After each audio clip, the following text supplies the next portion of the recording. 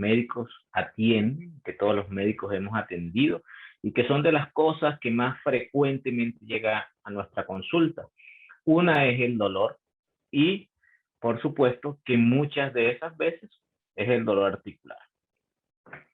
Antes, esta patología era más común en personas de edad avanzada, pero a medida que ha ido avanzando el tiempo, de que ha ido cambiando nuestro sistema de alimentación a una alimentación más procesada, nosotros hemos tenido más lesiones en pacientes jóvenes, cosa que antes no se veía a menos que fuese por un trauma. Una de las razones aparentemente es un trastorno del microbioma o de la microbiota y por supuesto también del microbioma, que produce que esas personas que se lesionan o que las personas tengan más predisposición a las lesiones porque no están absorbiendo los nutrientes que necesitan para mantener sus tejidos de una u otra manera equilibrada. Entonces, hoy no es solo una lesión de personas mayores, el dolor articular, y si vemos que la artritis reumatoidea, por ejemplo, que es un dolor articular, está aumentando la incidencia y esa es una enfermedad de pacientes jóvenes. Nosotros no vamos a hacer énfasis en ninguna de las patologías de dolor articular. Vamos a hablar del dolor articular en general y cómo podemos ayudar al paciente con dolor articular.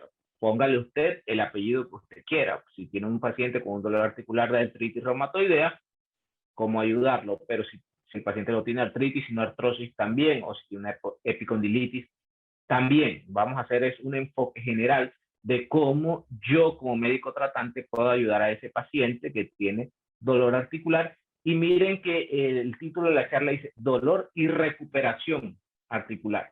Y la recuperación es porque muchísimas veces, en casi la totalidad, el dolor está asociado a una limitación funcional. Y pues lo que queremos es recuperar esa funcionalidad de la articulación de cada uno de esos pacientes. Por eso traemos acá al frente una fotografía de un paciente joven. Un segundito y activamos enlaces. De un paciente joven con un dolor articular, porque ya en la actualidad no es solo una enfermedad de personas mayores. Para poder entender lo que vamos a explicar sobre qué darle a un paciente con un dolor articular para mejorar el dolor, por supuesto, pero también para mejorar la funcionalidad de su articulación, debemos recordar dos cosas.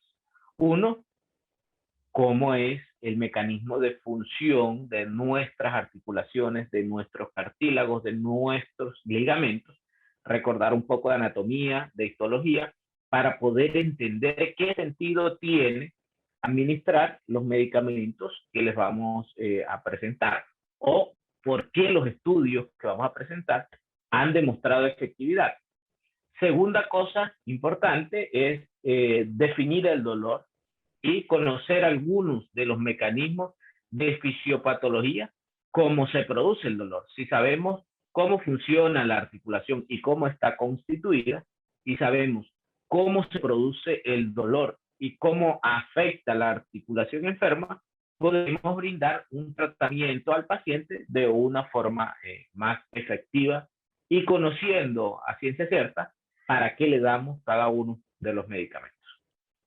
Entonces, vamos a entrar a desarrollar esta tanto en términos generales.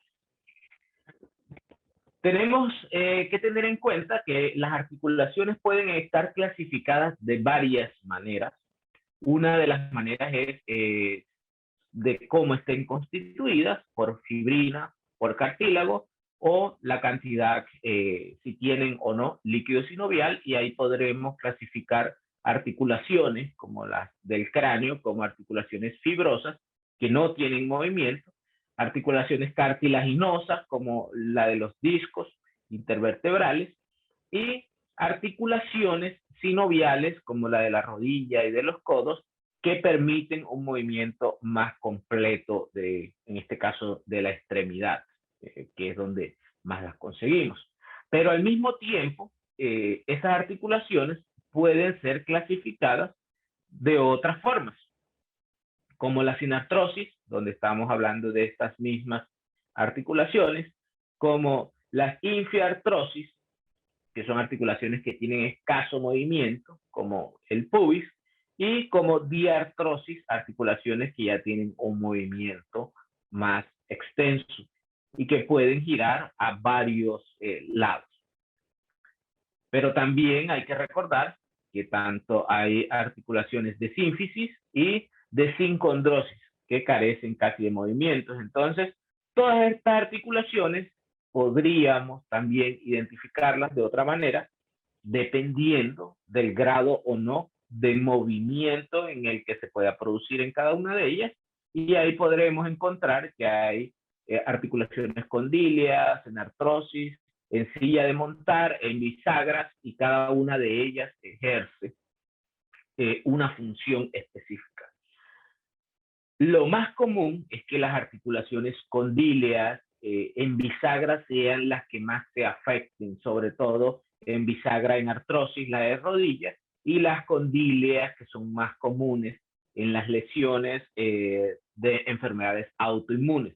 Pero también las articulaciones de sínfisis son muy afectadas por el deterioro de esta matriz cartilaginosa de los discos intervertebrales, lo que permite que el centro del disco, que es más líquido, menos denso, pueda salir y protruir, y de esa forma producir las llamadas hernias discales que todos conocemos, teniendo en cuenta que si le hiciéramos, hay un último trabajo que se ha hecho en hernias discales que ha demostrado que si le hiciéramos al 100% de las personas resonancias, porque lo hicieron, tomaron una muestra significativa, el 70%, resonancia de columna, el 70% tiene hernias discales, pero de ese 70%, muchos son asintomáticos.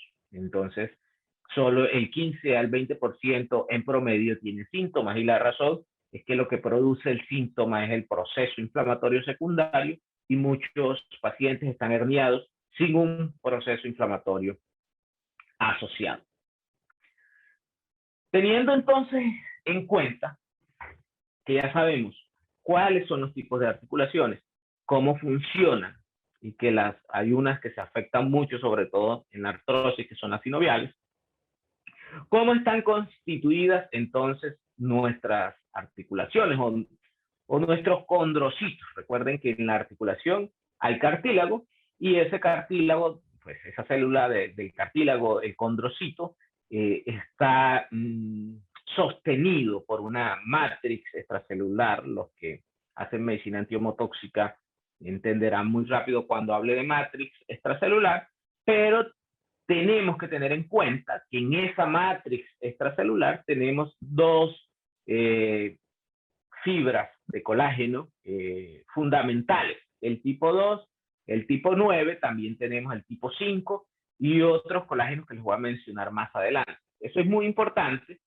porque cuando usted escucha al paciente, estoy tomando colágeno, lo importante es saber qué tipo de colágeno está tomando, porque podemos tener un paciente que tenga, o un medicamento que tenga colágeno tipo 9, pero también podremos tener un colágeno que tenga colágeno tipo 3, por ejemplo. Y si ese medicamento tiene colágeno tipo 3, y estamos hablando aquí en esta revisión, esta es de la Revista Colombiana de Ortopedia y Traumatología del 2017, estamos hablando en esta revisión que esta célula tiene colágeno tipo 2 y tipo 9 en su mayoría. Hay otros, el tipo 4, el tipo 5, pero estos en su mayoría tiene estos. Entonces no serviría que yo le diera a este paciente colágeno tipo 3. Una gran dificultad que tenemos es que muchos de esos colágenos, cuando se compran en la farmacia, ni siquiera discriminan qué tipo de colágeno tiene. Y si no sabemos qué tipo de colágeno estamos dando, y tenemos un paciente con una degeneración del cartílago y le estamos dando colágeno tipo 3, pues no va a funcionar. Y no es que el colágeno no funcione, es el tipo de colágeno. Ahora, entraríamos aquí a rebatir hay muchos trabajos, unos trabajos han demostrado que el colágeno oral se absorbe en poca cantidad y otros trabajos más nuevos están demostrando que la absorción con las nuevas tecnologías de hidrolización han hecho que el colágeno sea más absorbible. Ese entraría a ser otro debate y pues no vamos a entrar acá a detallar cada uno de estas cuestiones. Tenemos que tener en cuenta que este cartílago, que está constituido por el condrocito, por el colágeno, pero que también tiene todos estos proteoglicanos, sobre todo el hialuronano, que es ácido hialurónico, es hipocelular, tiene pocas células, es avascular y es alinfático.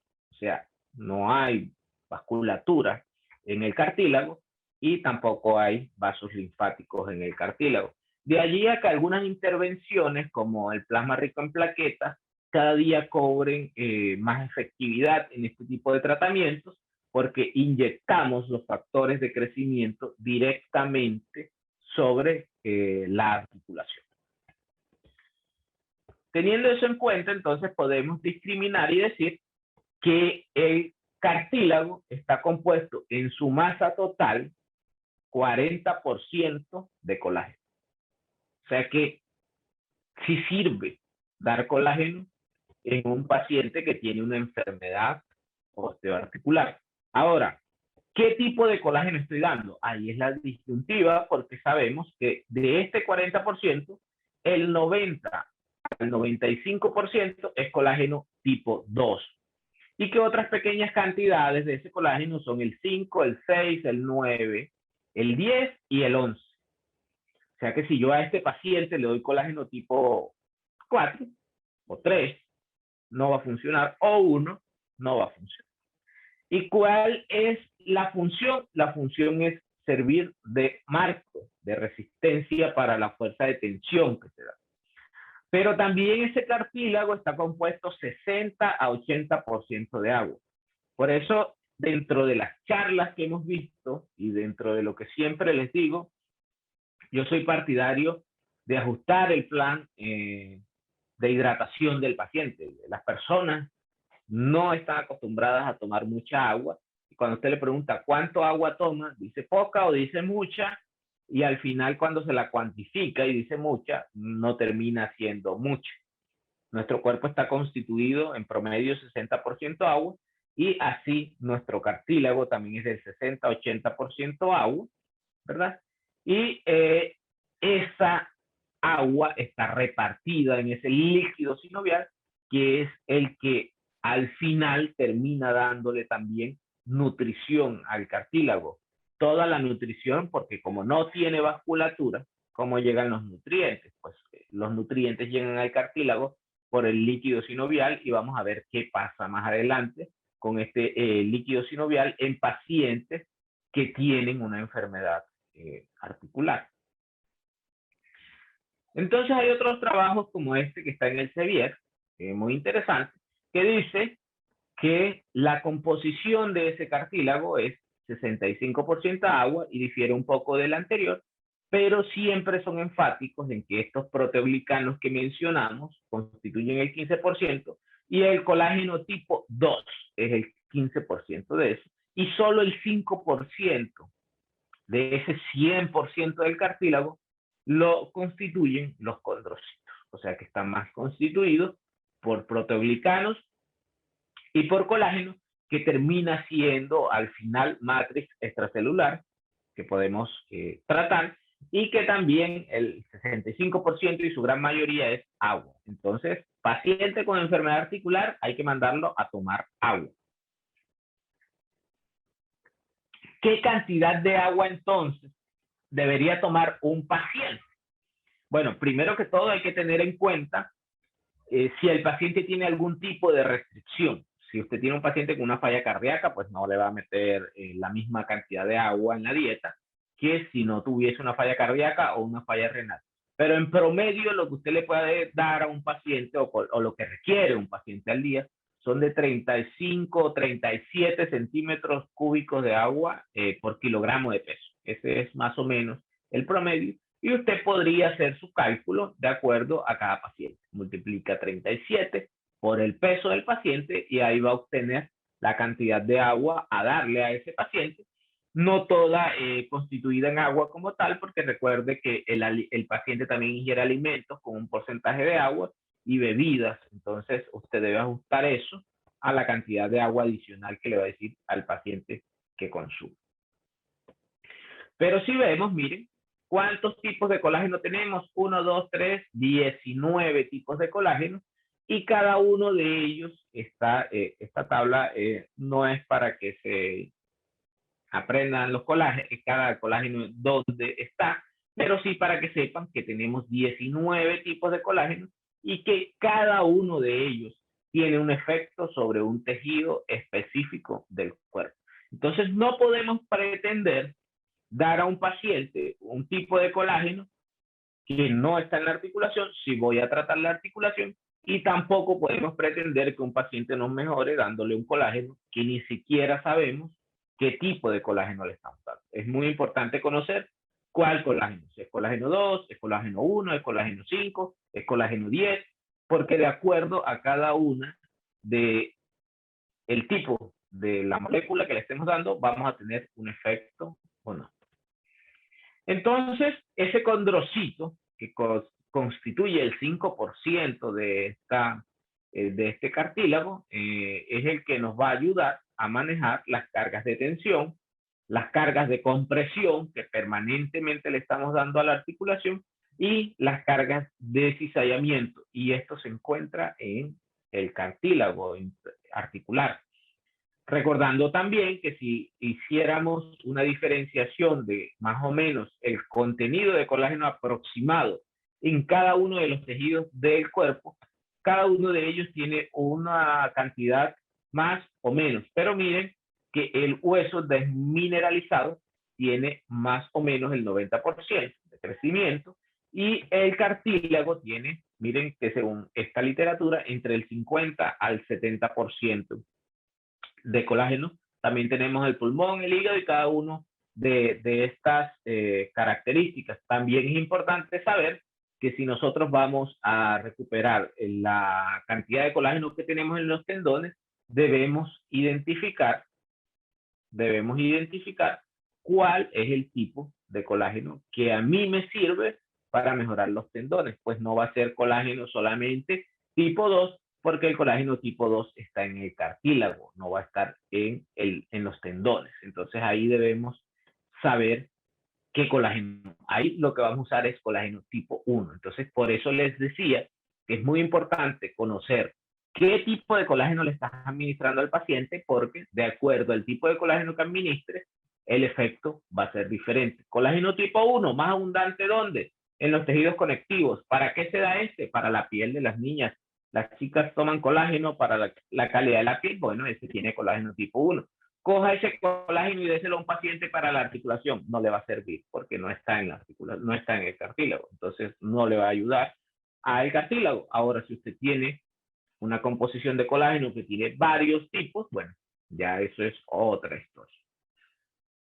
Entonces esa articulación, aquí está dividida en dos. Tenemos una articulación sana, una synovia sana, y tenemos una synovia con una artritis reumatoidea activa, donde ya hay una hiperplasia celular, pero podemos aquí identificar que dentro de toda esta hiperplasia celular, veamos la sana, tiene solo algunos fibroblastos y macrófagos, ¿verdad? Una superficie. Y tenemos un líquido sinovial, en este caso limpio. Pero si vemos este líquido sinovial que está en la articulación enferma, y aquí tenemos fibroblastos, y aquí tenemos macrófagos, células T, neutrófilos, y tenemos estos fantasmitas que podemos ver acá, que son los osteoclastos, que ya están comenzando a hacer el daño, la lesión sobre el cartílago y el crecimiento del tejido adyacente. Por esa razón, si vemos esta articulación está más inflamadita, es una de las razones de la inflamación de las articulaciones en los pacientes con enfermedades articulares, y estos osteoclastos son unos de los responsables en el daño de matriz articular de la lesión. Conociendo ya entonces, ya sabemos qué es la articulación, ya sabemos qué son el cartílago, de qué está rodeado el cartílago, cuál es su función, cómo funciona. Ahora vamos a ver por qué el paciente tiene dolor. ¿Qué es el dolor? Según la Asociación Internacional para el Estudio del Dolor, abro comillas, el dolor es una experiencia sensorial o emocional desagradable que se asocia a un daño real o potencial del tejido y que está descrito en términos de dicho daño. Cierro comillas. Esa es la definición de la Asociación Internacional para el Estudio del Dolor. ¿Qué quiere decir? Que el dolor puede ser sensorial o emocional, puede ser físico o emocional, por supuesto, y que puede haber un daño de un tejido o un daño potencial. Si yo paso la mano sobre el fuego, tengo dolor, todavía no alcancé a quemarme, pero tuve dolor, un daño potencial, pero que no hay lesión todavía estructural. Ese dolor que se manifiesta en los pacientes y que todos aquí hemos sentido algún dolor en algún momento, representa en los Estados Unidos un gasto de 650.000 millones de dólares al año. Esa cantidad de dinero se gasta en atención médica, pero también en pérdida de productividad porque el paciente no realiza sus actividades o porque está incapacitado o porque es incapaz de realizarlo. Esa cifra va hacia más o menos el año 2012, cuando hicieron este reporte. O sea que al día de hoy, ya hace ya casi 9 años, pues esta cifra debe ser muchísimo más. Y sobre todo porque hay dolores y hay síndromes dolorosos incluso que están asociados al uso exagerado de opioides. Y en Estados Unidos se usa mucho opioides para tratar al paciente. Y pongo de ejemplo a Estados Unidos porque es de donde está la estadística. En nuestro medio es más complejo acceder a los opioides tan fácilmente, pero también hay facilidad, cierta facilidad para tratar a un paciente con opioides, y es en lo último en que nos enfrascamos los médicos. Pero para que se dé toda esta escala de dolor y para que una persona perciba el dolor, tiene que haber energía. Y siempre les explico a mis estudiantes de medicina energía y les muestro esta diapositiva, de pronto diferente, pero es la misma. Y les menciono 3 medidas de energía. Y esas medidas de energía son la tensión, la corriente y la resistencia. Y aquí les pregunto, ¿cómo se dice presión arterial o tensión arterial? Muchos dicen tensión arterial, pero resulta que las medidas de tensión son voltios, no son milímetros de mercurio. Y si yo represento 120, 80 milímetros de mercurio, estoy representando una presión arterial, no una tensión, porque eso no es una medida de tensión. Por eso hemos escuchado cables de alta tensión. Sí, son cables de alta tensión porque tienen voltios, no porque tienen milímetros de mercurio. Entonces, cada vez que representemos en milímetros de mercurio la presión arterial, va a ser presión, no tensión, porque tensión no es una medida de presión. Si yo represento tensión arterial, tengo que representarlo en voltios. Podría hacerse, me imagino yo que puede convertirse, pero si usted lo representa en milímetros de mercurio, no le puede poner tensión, porque milímetros de mercurio no es una medida de tensión. Teniendo todo esto en cuenta, podemos ver que la corriente, la medida de corriente son los amperios y todos sus submúltiplos, al igual que la resistencia, que es los ohmios y todos sus submúltiplos. Y aquí nos vamos a enfocar en este milivoltio, que es una medida de tensión.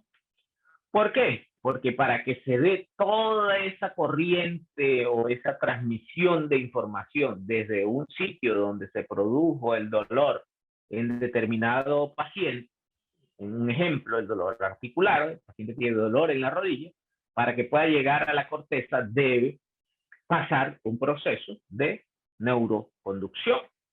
Y miren que cuando hablamos de estos potenciales nos estamos refiriendo a menos 94 milivoltios y a más 61 milivoltios, medidas de energía. Y muchos de los que están aquí hacen medicina alternativa, hacen medicina natural, y muchas de las medicinas alternativas no hablan de la energía vital, la repolarización de la energía de la célula.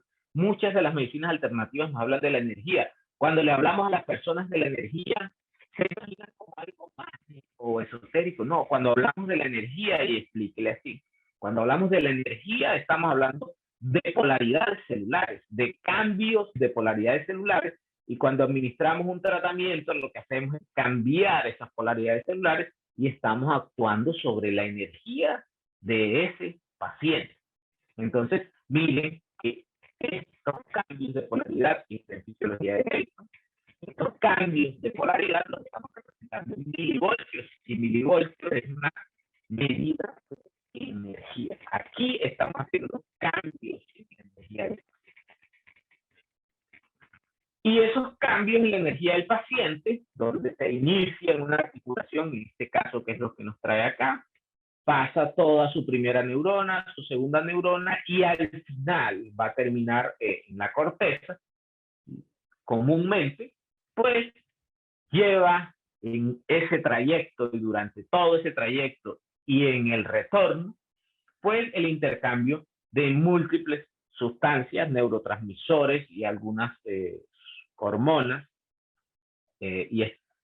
algunos que estimulan, algunos que inhiben, algunos que inflaman, algunos que no, pero todos estos van a intervenir de una u otra manera en la transmisión y en la respuesta al trauma o al dolor.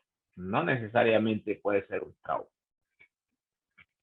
Y no puedo seguir hablando de dolor si no menciono a este gran actor que es el magnesio. Tenemos una fibra, una sinapsis, ¿verdad? Tenemos una sinapsis del asta posterior, tenemos dos receptores de dolor, los NMDA, y también tenemos los receptores de neuroquinina 1. Los receptores de neuroquinina 1 son estimulados por la sustancia P, y los receptores N-metildeaspartato son estimulados por glutamato. Pero miren lo que pasa aquí, miren dónde estoy. Aquí tengo una molécula de magnesio. Si el glutamato quisiera entrar en ese receptor, no va a poder, porque está ocupado por una molécula de magnesio. O sea, si hay magnesio suficiente, el glutamato no puede estimular el receptor NMDA. Sin embargo, si ese magnesio sale del receptor, pues el receptor queda libre y el glutamato lo va a estimular y va a producir dolor, aumenta la percepción de dolor del paciente. Esa es la razón por la que nuestros pacientes les dan magnesio. Esa es la razón porque a veces le llega el paciente y le dice, doctor, yo estoy tomando magnesio. Y no podría seguir tampoco de esta diapositiva sin aclarar que muchos en la actualidad creemos que una sinapsis se lleva a cabo entre dos neuronas, y eso ya no es cierto. Para que haya una sinapsis, para que haya la comunicación entre dos neuronas, tiene que haber dos neuronas, pero también tiene que haber un astrocito. Incluso, al parecer, el astrocito es el que determina si hay o no hay una comunicación entre esas dos neuronas, cuestión que en este momento hay muchas personas pues, que desconocemos y que seguimos pensando que una sinapsis neuronal solo se lleva a cabo entre dos células, y ya eso no es así, o entre dos terminales neuronales. Siempre tiene que haber un astrocito, y al parecer está asociado al glutamato, la comunicación entre estas neuronas.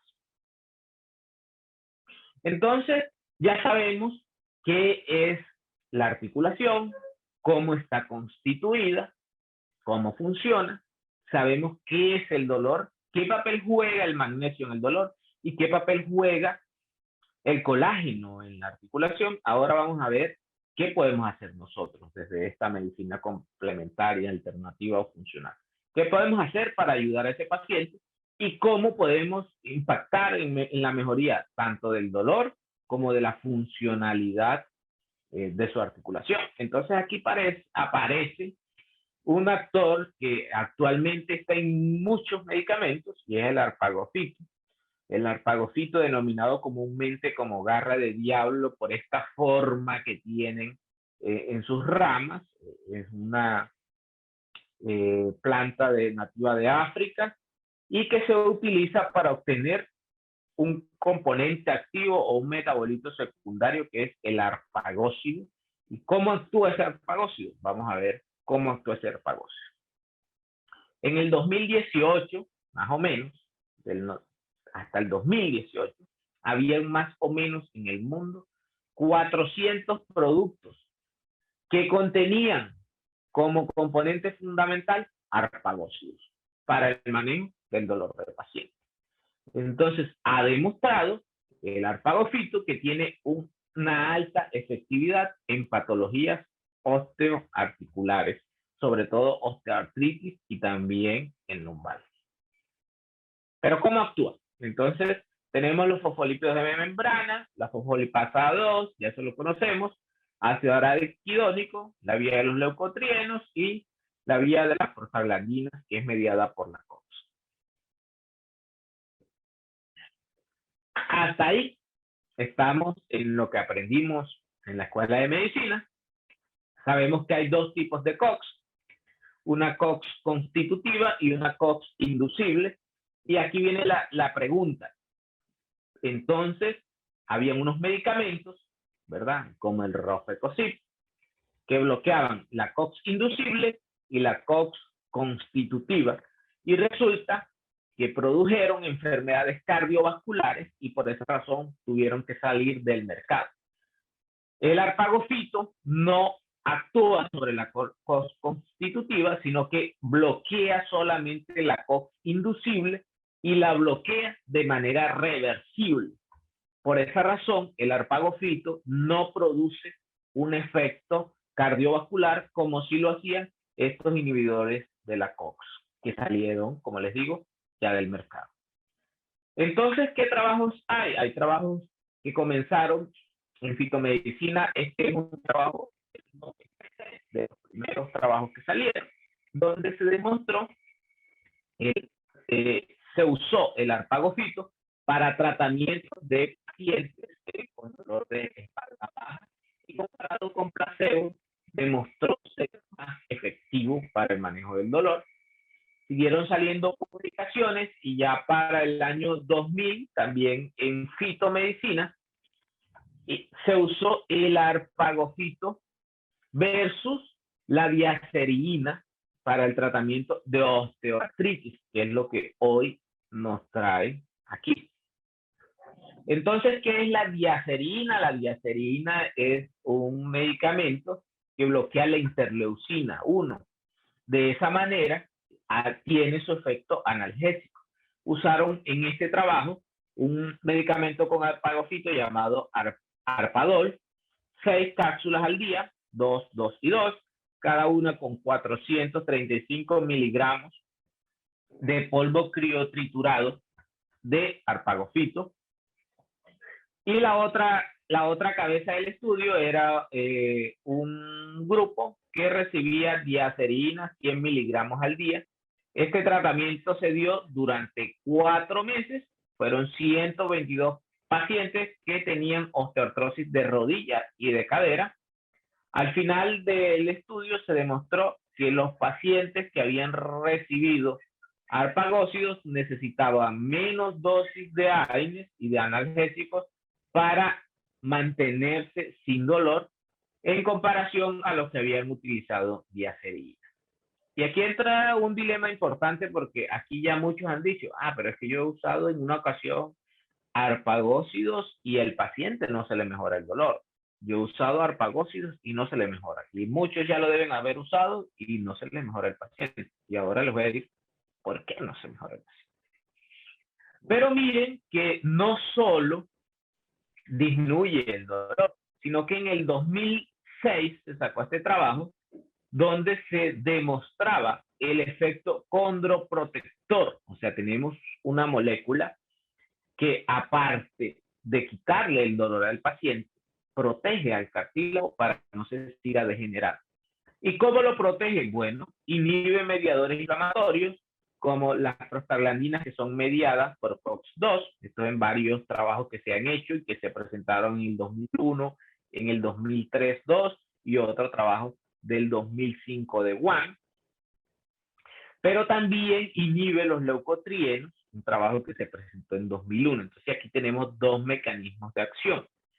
También en factores mediadores del cartílago, como el factor de necrosis tumoral alfa, la interleucina 1 beta, las metaloproteinasas de la matriz, el óxido nítrico, en trabajos que todos estos en trabajos que se publicaron en el 2001, 2004 y 2005, y también un efecto sobre la elastasa en un trabajo que se publicó en el 2003.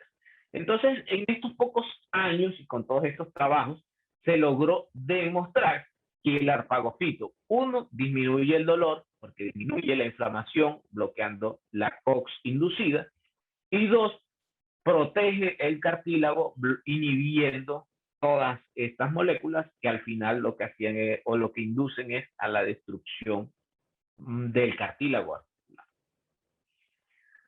Pero entonces también se hizo otro trabajo después, ya en 54 semanas, un trabajo bastante largo, donde se comparó, este fue un trabajo en el 2007, fue el Dolotefin, un comercial de arpagofito, se daban 6 tabletas al día, la dosis era 60 miligramos de arpagósidos, y arpagósidos es el metabolito secundario de la planta que produce el efecto terapéutico, y se le hacía a los pacientes un seguimiento médico mensual por 54 semanas.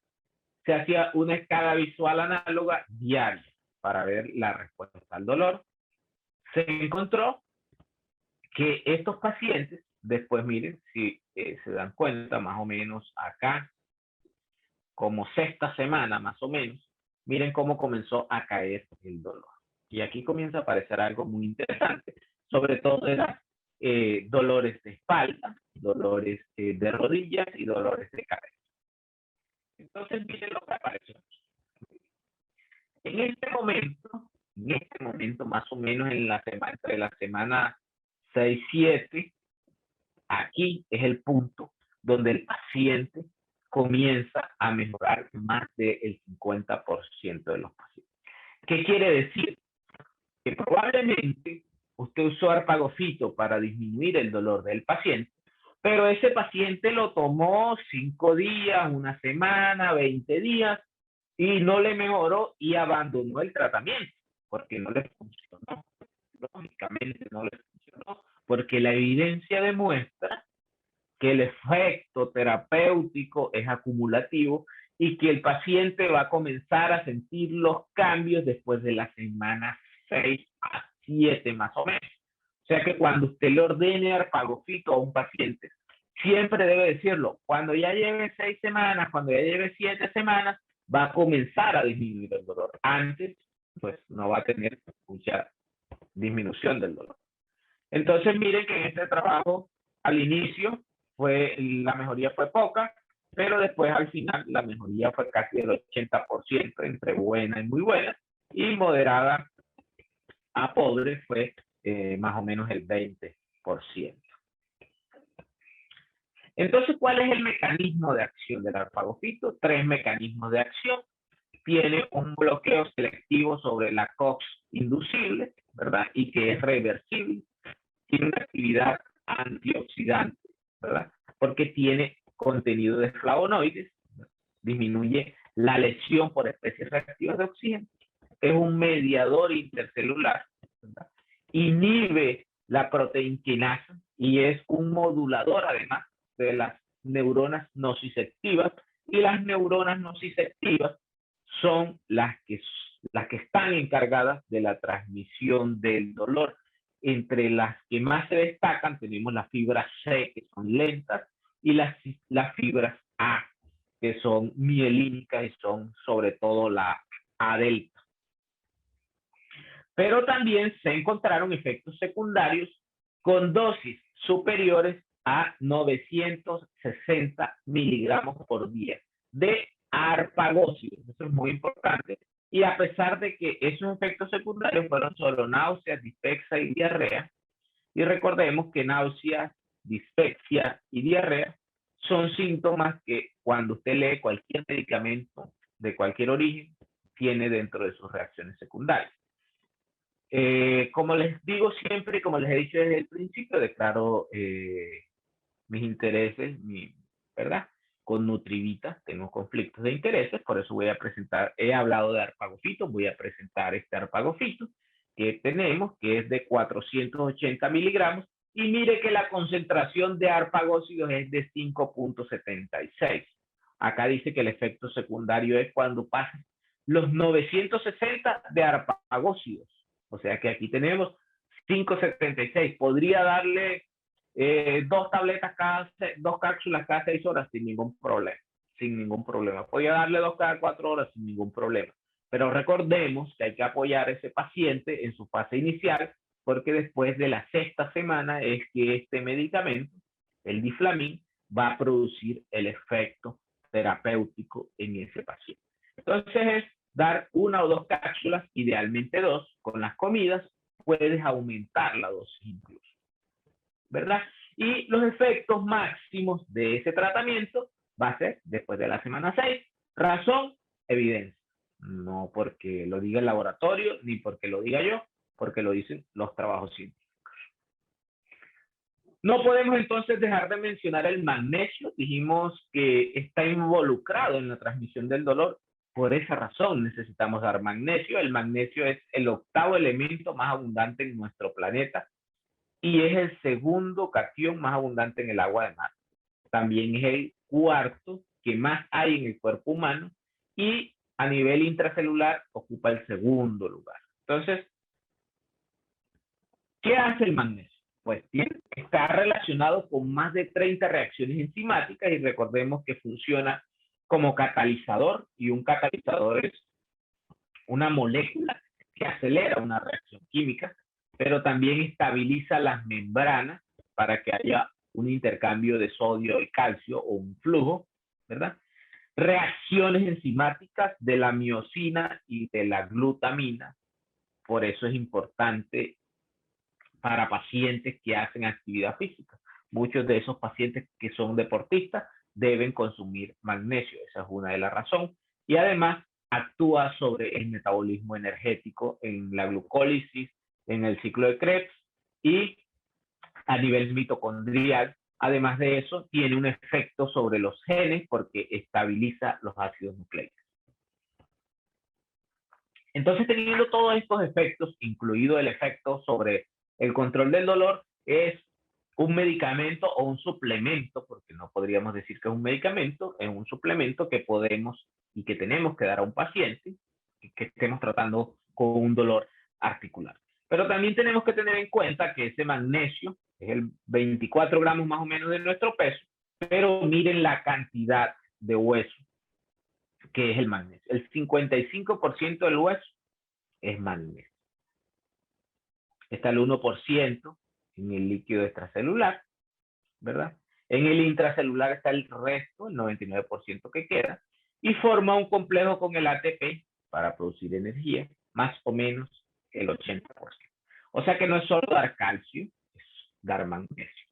Pero a nivel celular, entonces tiene efectos sobre la membrana, donde actúa abriendo o cerrando, ayudando en la apertura o el cierre de canales, tiene efectos sobre la mitocondria, produciendo energía, sobre los genes, como lo dijimos, y regulando el calcio en el retículo endoplasmático. Entonces recordemos esta imagen donde sabemos, tenemos claro que necesitamos dar magnesio para que ocupe los receptores NMDA y de esa manera no puedan ser estimulados por el glutamato y producir la sensación o la percepción del dolor en el paciente. En Nutrivita está el MAC X3. Este MAC X3 tiene 3 tipos de magnesio Y la razón de que tenga 3 tipos de magnesio es que va a mejorar la biodisponibilidad y la absorción del nutriente. Cuando se da un solo tipo de magnesio, la absorción es pobre, casi muy pobre. Cuando tenemos 3 tipos, logramos llegar más o menos como hasta el 60% de absorción y podemos dar una sola dosis, o le podemos dar al paciente que es deportista de alto rendimiento 2 dosis, puede ser una dosis previa a entrenar y una dosis posterior al entrenamiento, si es un entrenamiento intenso. Si usted va a prender la caminadora en la casa y va a caminar 15 minutos, pues no se tome una antes y una después porque va a botar una de esas tabletas. Podría tomarse 2, pero pues no tan cerca. Tómese una antes si quiere entrenar y una al día. Entonces, ¿qué tenemos que darle al paciente? Ya dijimos que le podemos dar arpagofito, que le tenemos que dar magnesio. Eso es claro.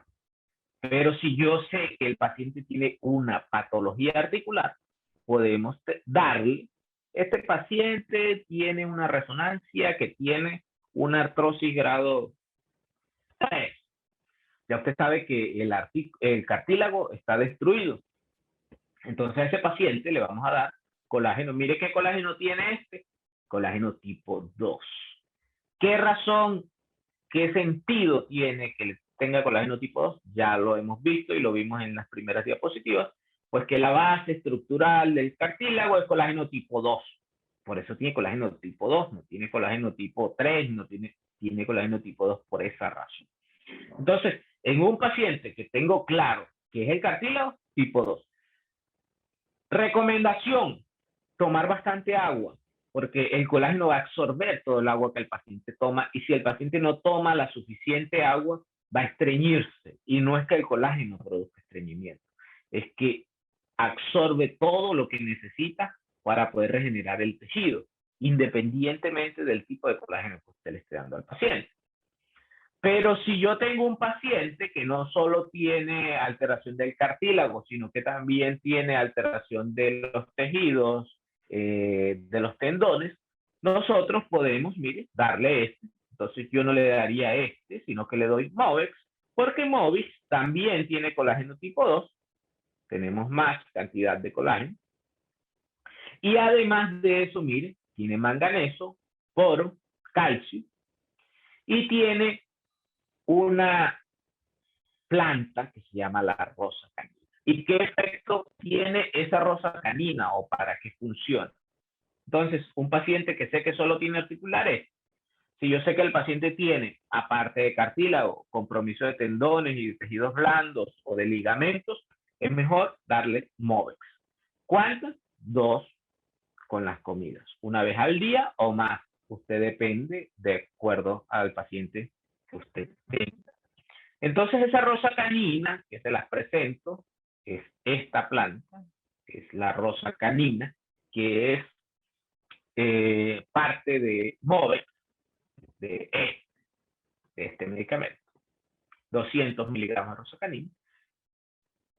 La evidencia, ya hablamos de la evidencia, en molecular está, 2017, demostró que la rosa canina tiene 2 características o procede 2 antioxidantes que es poco común encontrarlos, antioxidantes solubles en agua y solubles en lípidos. Los que son solubles en lípidos pueden atravesar más fácil las barreras celulares, la membrana celular, porque recuerden que la membrana celular es lipídica, y aquí podríamos tener el ácido gálico y todos estos, ¿verdad? Incluido las catequinas. Y en los antioxidantes solubles en lípidos vamos a obtener todo esto, sobre todo todos los tipos de tocoferol, licopeno y beta-caroteno. Todo esto pues va a ser un efecto antioxidante, va a disminuir las especies reactivas de oxígeno y al final va a producir un efecto antiinflamatorio poderoso.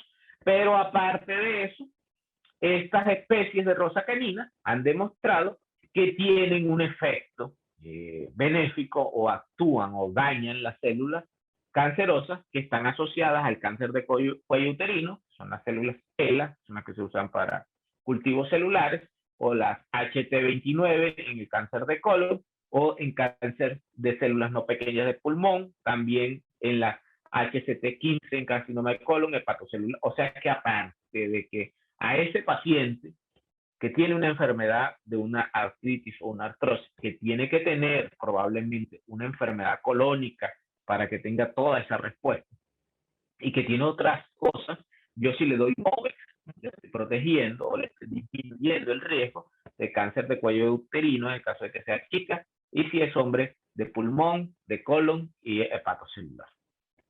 Entonces es una buena opción terapéutica sin duda, pero también podría darle este medicamento, Osteowell, porque este Osteowell, la gran característica es que tiene unas concentraciones interesantes de vitamina D, tiene 1200 unidades, que cubre los requerimientos diarios, pero mire que también tiene magnesio, aquí solo tenemos uno, óxido de magnesio, pero tiene vitamina K, que es necesaria para que se absorba la vitamina D, y unos niveles de calcio, que también con todos estos oligoelementos van a potenciar el efecto terapéutico.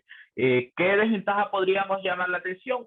Que son 2 tabletas 3 veces al día, pero con estas concentraciones yo creo que en el paciente indicado vale la pena darse. Entonces, ¿cómo formularía yo a mi paciente?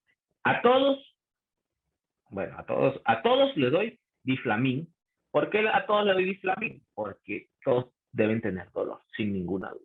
Si yo tengo claro que la enfermedad articular, y dijimos que aquí estábamos hablando de enfermedades articulares, pero no solamente de una enfermedad, si yo tengo claro que la enfermedad articular es solo del cartílago, pues a ese paciente le doy diflamin, le doy colágeno tipo 2, C2, y le doy magnesio, MAC-X3. Eso lo doy al paciente. Pero si yo tengo un paciente que aparte de que tiene enfermedad de cartílago, tiene una enfermedad de tejidos blandos, pues le doy diflamin, teniendo en cuenta que el dolor va a comenzar a disminuir después de la 6ª a 7ª semana, y diciéndoselo al paciente. Si usted no se lo dice al paciente, el paciente deja el tratamiento. Le doy Movex, ¿verdad? Que aparte de eso tiene rosacanina, y le doy MAC-X3. Entonces, dos no falla.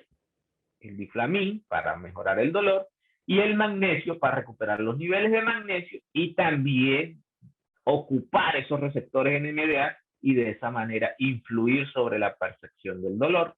Entonces, si tienes un paciente con una enfermedad articular mixta de cartílagos y tejidos blandos, pues yo le doy diflamin, le doy colágeno, le doy MAC-X3 y le puedo anexar a este paciente Osteowell, que le va muy bien. Esa sería la fórmula terapéutica en cómo con medicamentos Nutrivita podrías tratar a tu paciente. Sin embargo, en este momento conoce todos los metabolitos que hemos mencionado y cómo funcionan. A veces yo sé que usar alpagofito funciona, pero no sé qué le voy a escribir en la fórmula al paciente. Y ahí está el problema, porque si yo no me sé el nombre comercial, pues no se lo puedo mandar.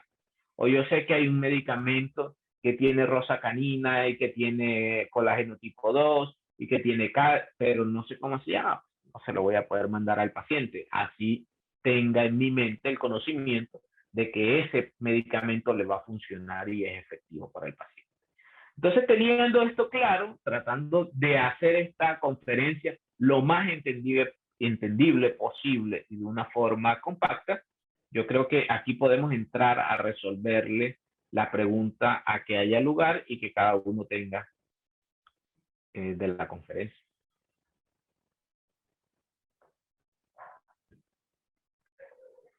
Bueno, doctor, muchas gracias.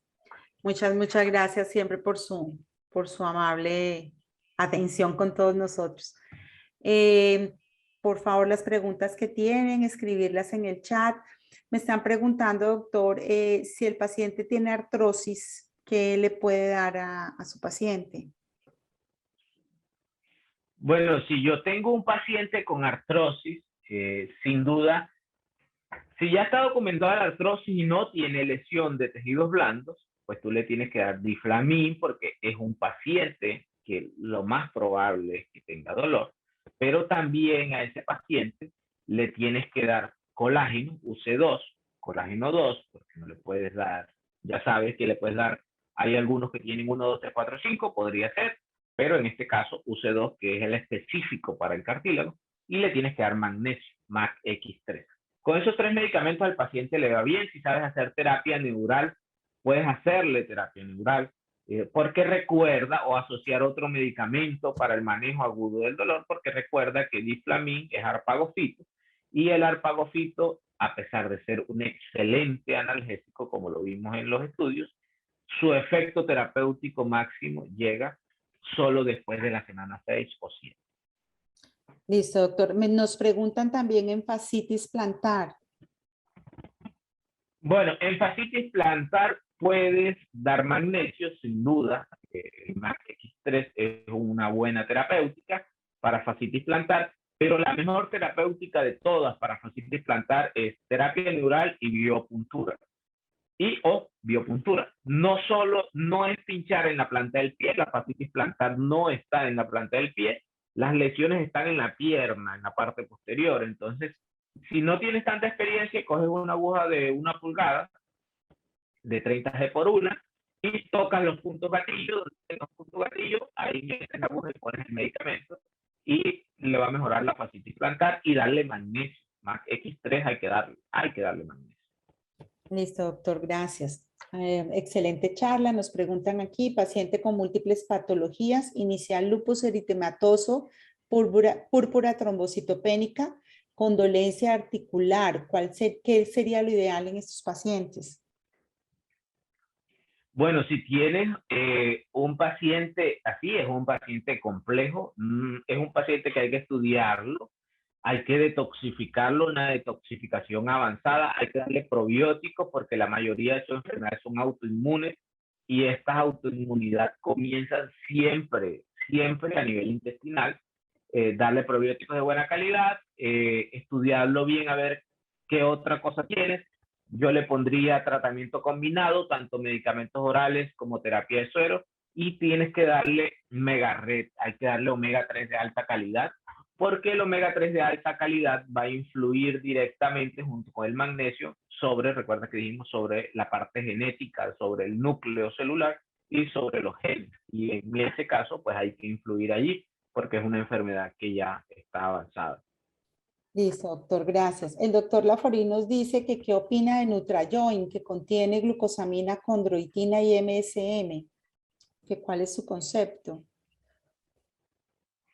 Solo no es tan recomendable, porque no es ese medicamento, cualquier medicamento que tenga condroitina, porque los niveles, si vemos las cantidades y si comenzamos a revisar la literatura, las cantidades de condroitina no son tan significativas en la articulación. No quiere decir que no le funcione al paciente, sí le funciona, pero si lo fusionas ese y le das además de ese colágeno, o sea, dale 2, una de cada uno. Tómese una de cada una 3 veces al día, o 2 veces al día, o una vez al día, de acuerdo a cómo tú determines en ese paciente, le va súper bien. Listo. El doctor Guillermo Acosta nos dice que la terapia neural con algunos puntos especiales con procaína solamente o algún otro producto. Bueno, depende de lo que vayas a hacer con terapia neural. Si lo que estamos hablando es de fascitis, pues yo no solo le pondría procaína, sino que le pondría medicamentos de biopuntura que estimularan la fascia, y otros que estimulen la función muscular. Porque recuerden que es una fascitis, entonces la fascia está plegada. Yo le pongo un medicamento que estire fascia, y adicional pongo procaína. La procaína va a repolarizar la célula, y el otro medicamento también me va a ayudar a estirar fascia y disminuye el dolor. El doctor Jonathan Salas dice, doctor Rodríguez, para los que sufren de discopatía confirmada, ¿qué tipo de colágeno y cómo se sabe, cómo se debe suministrar o cómo se sabe qué tipo de colágeno necesita el paciente? Bueno, ahí también tenemos colágeno tipo 2 en esas, pero también tenemos tipo 4, tipo 5. Yo recomendaría un colágeno que tenga al menos del 1 al 5. Combinados, podemos conseguir cápsulas que tienen 1, 2, 3, 4 y 5. Esa sería una excelente opción para esa lesión. y usaría un órgano preparado de biopuntura para aplicar directamente ahí. Listo, doctor. Si es un menor de edad con dolor articular, ¿qué es recomendable? ¿Se pueden utilizar estos productos? Depende de la edad, porque si el menor de edad tiene 1 año, es distinto a si tiene 5, 8 o 10. Entonces eso va a depender de la edad que tenga el sujeto y podemos usarlo en pacientes jóvenes, pero también es muy significativo la edad y qué producto. Recordemos que estos medicamentos tienen fitoterapéuticos y los fitoterapéuticos son extractos de las plantas y que tienen un efecto farmacológico de fitofarmacología. Entonces, hay que usarlos con cuidado y hay que saber bien qué edad tiene el sujeto y cuál es el fitofármaco que voy a utilizar. Y doctor, hoy tiene muchas preguntas. Vamos a ver, usted me dirá. El doctor Teófilo Ruiz nos dice, ¿cuál es la mejor dosis ponderal o las homeopatizadas? ¿En qué casos uno u otro? Si se pueden utilizar ambos con respecto al magnesio. Bueno, cuando hablamos de oligoelementos, el magnesio no entra allí. El magnesio no es un oligoelemento, es un elemento que tenemos generalmente que dar a dosis ponderal. A veces lo utilizamos como oligoelemento solo para potenciar las microdosis, o sea, el efecto como un efecto switch, como un efecto switch.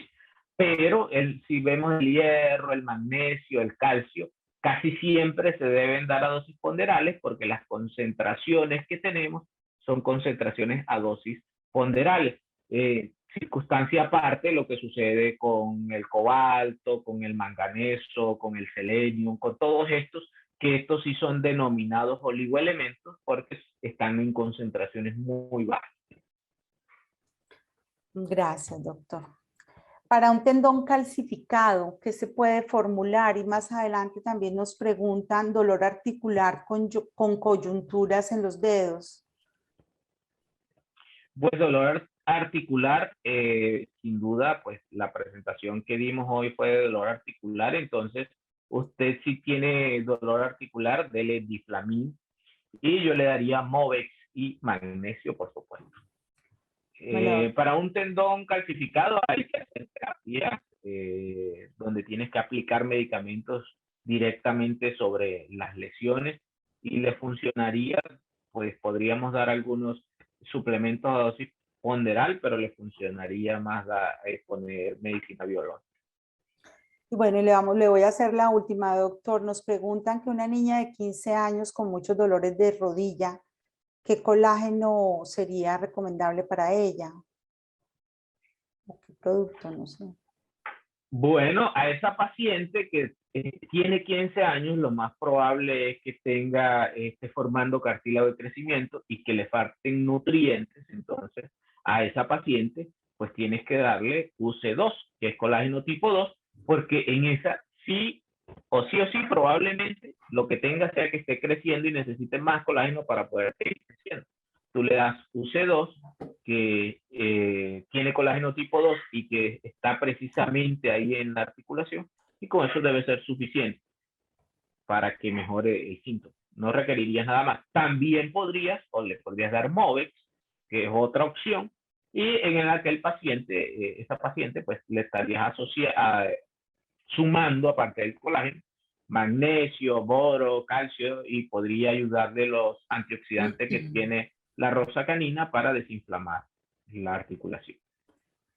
Doctor, como siempre, mil gracias por su compañía. La charla, claro, la charla está siendo grabada y se les compartirá el link.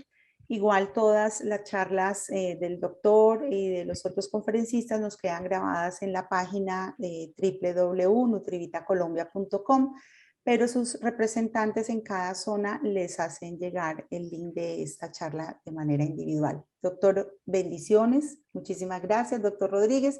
Y a todos ustedes, doctores, gracias por su compañía y por su participación. Que tengan una feliz noche. Con gusto y bueno, espero haya sido productiva. Comiencen a hacerlo en sus pacientes. Se van a dar cuenta cómo van a mejorar. Nos vemos en la próxima charla. Bendiciones. Hasta mañana. Hasta luego.